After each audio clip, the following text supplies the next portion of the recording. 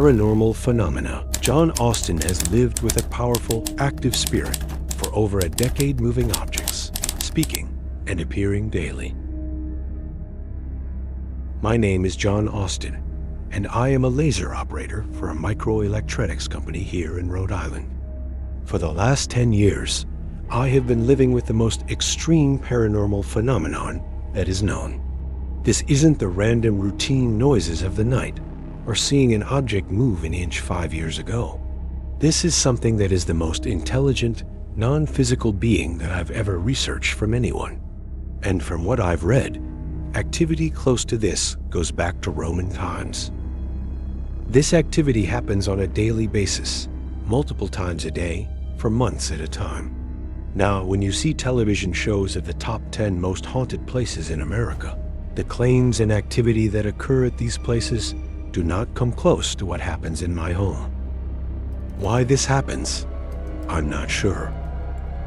I've been experiencing paranormal phenomena since I was about 6 years old. From voices of men, women, and children, to seeing shadows and small objects moving, I've witnessed it.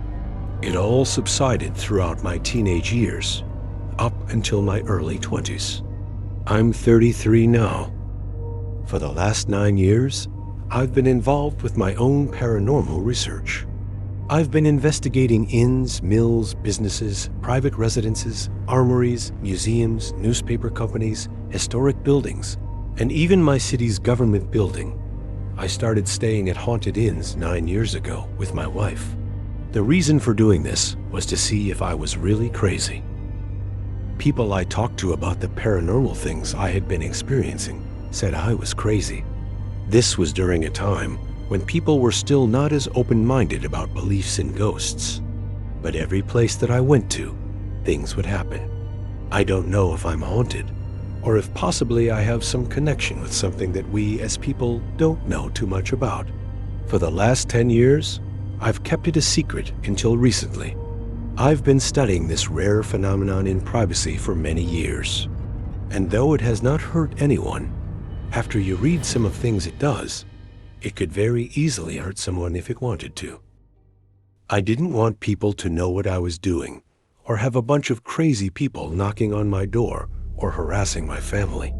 Now I am ready to share this as long as it's used as an educational tool, because it proves there is life after death with intelligence.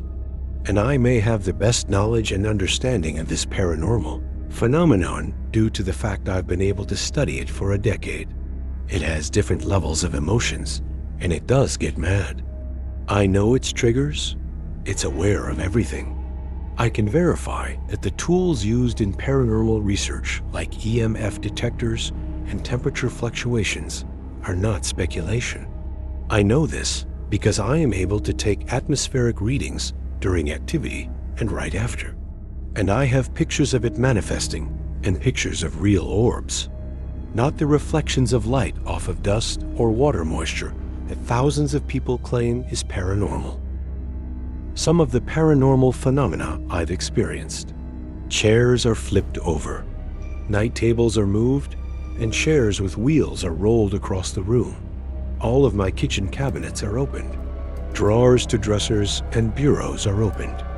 The entity trashes a room in my basement that I use as an office where I examine pics, audio, and video footage of places that I go. It throws objects. It threw a 2-inch washer at my friend's face after being sarcastic towards it. It also closed his hand in a camera stand, which cut open the webbing in between his index finger and thumb. It's spoken out loud 5 times. 2 of those times it told me and a friend to be quiet.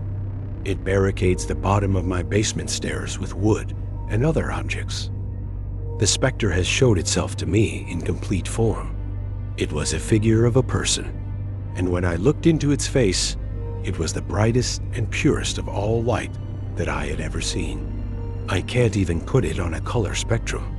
It plays pool, whistles, and hums songs. It takes pool balls out of my pool room and places them on the floor in the room it trashes. It trashes this same room, sometimes 4 times a day, and it will do this within minutes of each other. 2 weeks ago, it took a 70-pound, 27-inch television and flipped it upside down 4 times within 20 minutes. Last Friday, it flipped over my couch in the living room. And to date, that is the largest object it has moved. Shadows are seen throughout the house. People used to come over every weekend just to experience things. It shuts the light off on you while you go to the bathroom. 2 o'clock in the morning, it will turn on the radio downstairs and blasts it, sometimes 3 times in a night. When I have to go down to turn it off, the room will be so cold that you can see your breath. And I will say, that does freak me out. It has taken cans and stacked them into a pyramid after I asked it to do so one night before I went to bed. I went downstairs the next morning, and there it was. About 4 weeks ago, in front of my friend and I, there were noises coming out of a garbage pail downstairs in my office room. My friend said, "Do you have a mouse in there, man?" Because it was loud. In fact, it sounded like something was trying to scratch its way out of the pail. When I looked over the top of the pail, nothing was in there. Then the noises stopped. So I took a device called a MEL 8704, which measures EMF fields and records temperature fluctuations. And as soon as I held the device over the top of the pail, a Ziploc bag that was folded and sticking straight up out of the pail started to spin around 360 degrees in a semi-awkward and slow motion. It did 3 complete rotations until it stopped after about 30 seconds. I can go on and on about what it does.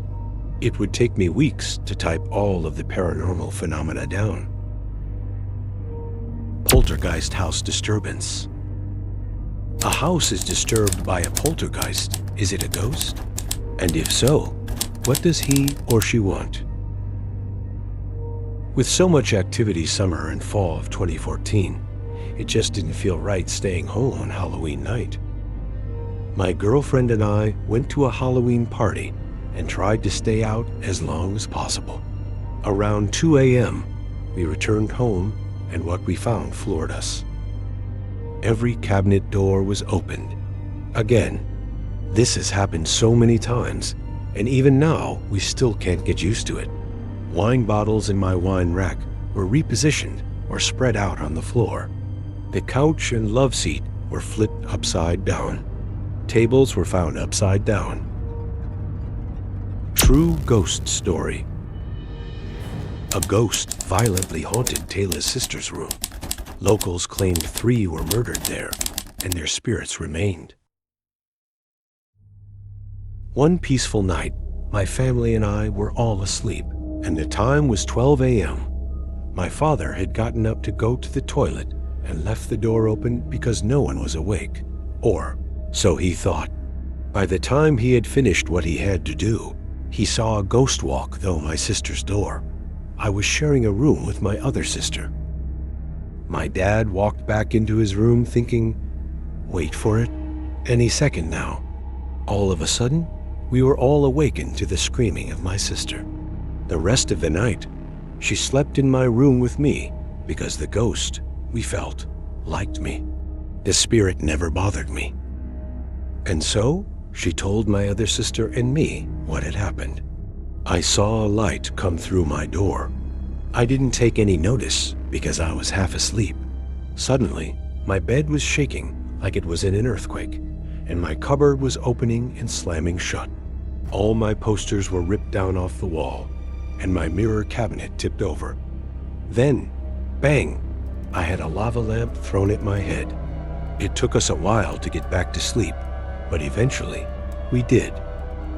In the morning, as we awoke, I slowly walked up the hallway and opened my sister's door to see if everything she had told us would match what I saw. She had also told us that while the cupboard was opening and slamming, she could see a little boy sitting at the bottom with his arms around his legs, tight to his chest, rocking back and forth. Others who had lived in the neighborhood had tried to warn us about the house.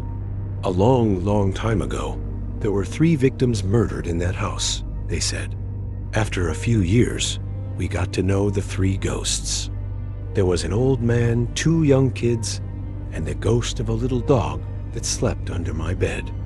Every now and then, my dog would look under the bed and growl, then bolt out of my room yelping. I must say that a lot happened in that house. We lived there for 4 years.